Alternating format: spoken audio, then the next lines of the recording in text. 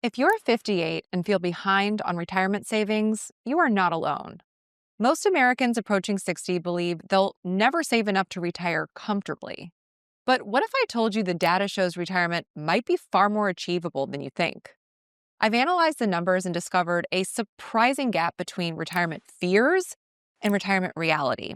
If you're new to the channel, hi, I'm Julia, certified financial planner. And in this video, I'll be showing you why retiring comfortably is easier than most people realize, even if you're starting later.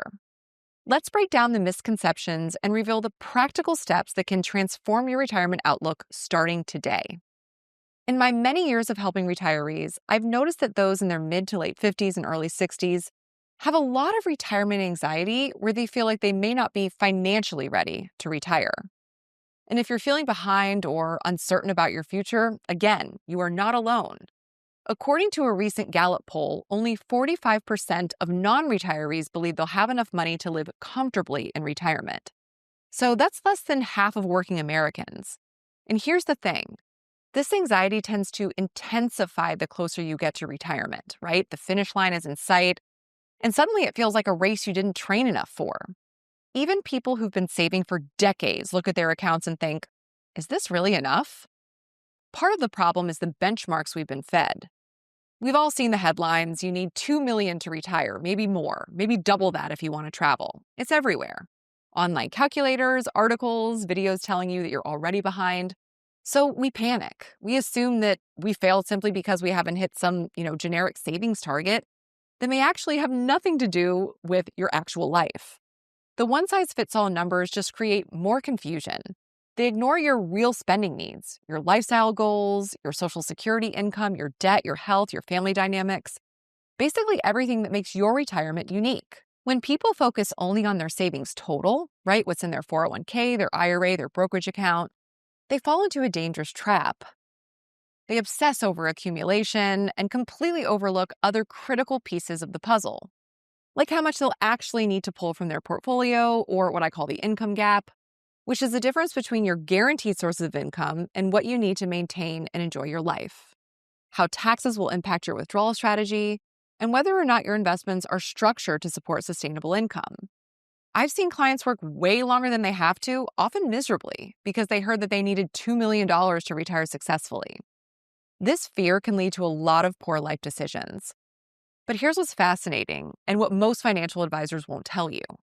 There's actually compelling data showing a dramatic disconnect between how people feel about retirement before they retire and what they actually experience after they retire. So let me show you what I mean. Despite all of the fear and uncertainty surrounding retirement, the reality is that far more people enjoy retirement and have more than they expected to. Gallup's 2024 survey shows a striking contrast. While only 45% of non-retirees believe they'll have enough money to live comfortably in retirement, nearly 75% of actual retirees say they do. And this satisfaction gap isn't new. It's been consistently reported since Gallup began tracking this data in 2002. So what's behind this optimism gap? A big part of it is perception versus reality. One common misconception is that retirement spending stays constant or even increases year after year. In reality, spending tends to follow a pattern known as the retirement spending smile. So expenses are often highest in the early active years of retirement, so think travel, hobbies, and lifestyle upgrades. Then those expenses naturally decline in the middle years as, your energy wanes and your activity slows down. And later spending may rise again due to healthcare needs or long-term care. But the overall curve tends to be more manageable than most people expect. Also, Social Security plays a larger role than most people think. While only 35% of workers expect it to be a major income source, 58% of retirees say that it actually is. Therefore, the data suggests that retirement may not require as much as the headlines say, and for many, it ends up being far more financially manageable and enjoyable than they initially feared. Now, if at any point you still feel behind in retirement despite what the data is showing, click the first link in the description to watch a video I made. It goes over the exact framework I use to help people retire with confidence. For decades, retirement planning has revolved around one big question. What's your number, right? How much do you have? And we already know that that approach is flawed because it ignores the most important factor of a retirement plan, which is anticipated spending. We have clients who have less than $1 million and are in better financial shape than clients with $8 to $10 million. Now, you might ask, how is that possible? And the answer is spending. In our practice, we flip the script. Instead of starting with an arbitrary savings goal, we begin with your life, right? What you want retirement to feel like, how you want to spend your time, and what that would cost you, realistically cost you to support that vision. Then we work backwards to build a plan around it. So instead of asking, do I have enough? You start asking, what do I need to live the life I want? And suddenly the fog lifts. You gain concrete, achievable targets based on your values and not someone else's formula.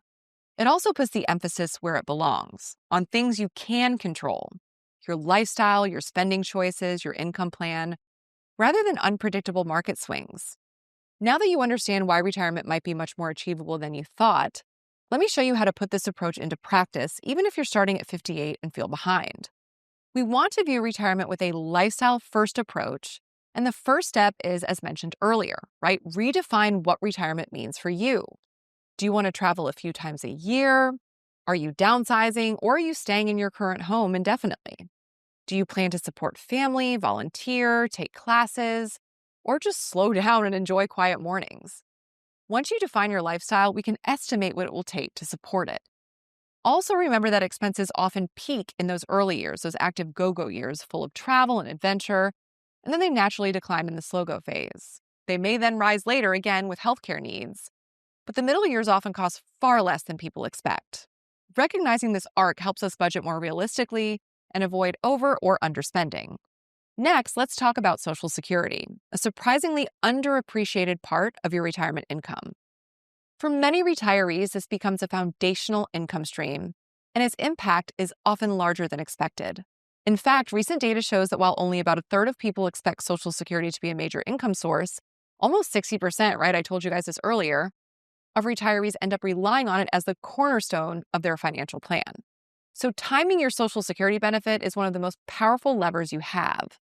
In our plans, we run a Social Security maximization report and a Social Security break-even chart before running different filing strategies through the Monte Carlo and the modern guardrail-based analyses. Claiming early at 62 may seem appealing, but waiting until full retirement age, or in a few cases later, especially if you're married, will boost your lifetime income plus the survivor's benefit. Remember, when one spouse passes away, the other one is only left with one check, and it's the higher of the two.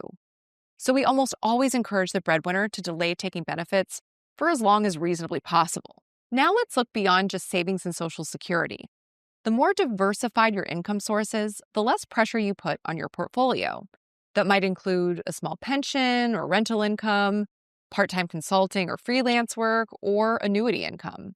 Even a modest secondary income stream, say $500 a month from part-time work or rental income, can make a big difference. It can delay the need to tap into your portfolio and allow for more of your portfolio to keep growing. In this approach, retirement isn't just about drawing down savings, it's about creating a smart mix of income sources that support your lifestyle and add resilience to your plan. Of course, another way to support your lifestyle is to reduce the cost of it, right? So this doesn't have to mean cutting back in ways that feel restrictive. You can start by just looking at debt, paying off high-interest credit cards, car loans, or even your mortgage before retirement, because this can free up a big chunk of monthly cash flow. Think of it as giving yourself a raise.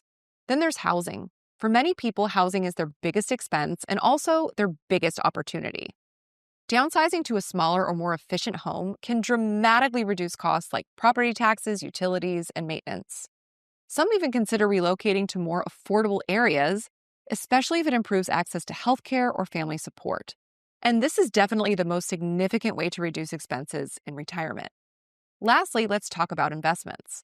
A lot of folks believe that once you hit retirement, you need to get ultra conservative or get more conservative, move everything into bonds, eliminate risk. But here's the problem with that mindset. It assumes that retirement is short. In reality, many people will spend 25 to 30 years or more in retirement.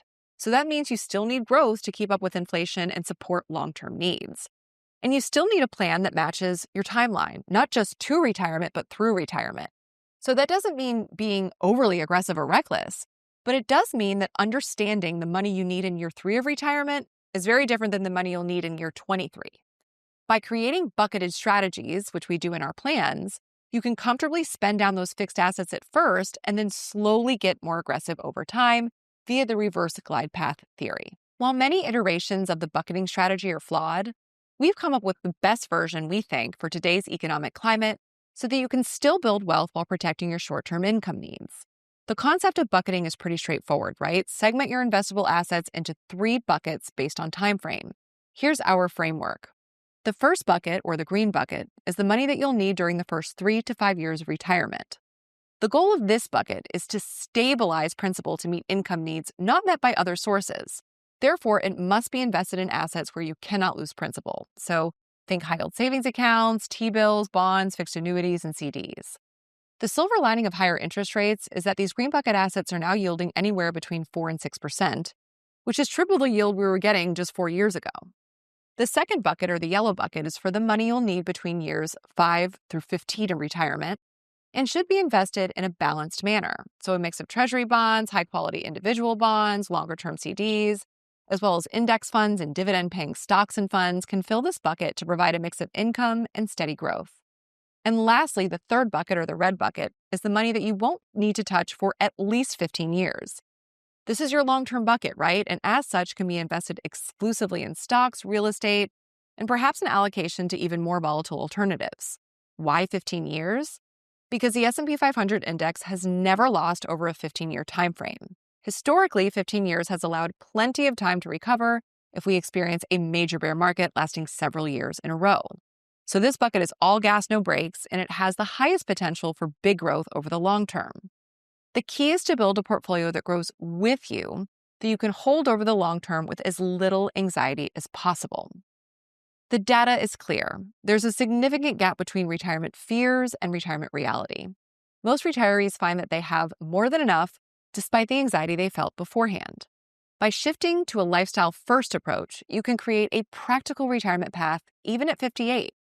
But if you still feel behind and want a little more clarity about your situation, click the link in the description below to watch a video I put together. It goes over the exact strategy I use with our clients to develop healthy retirements based on their needs. I'll see you next time.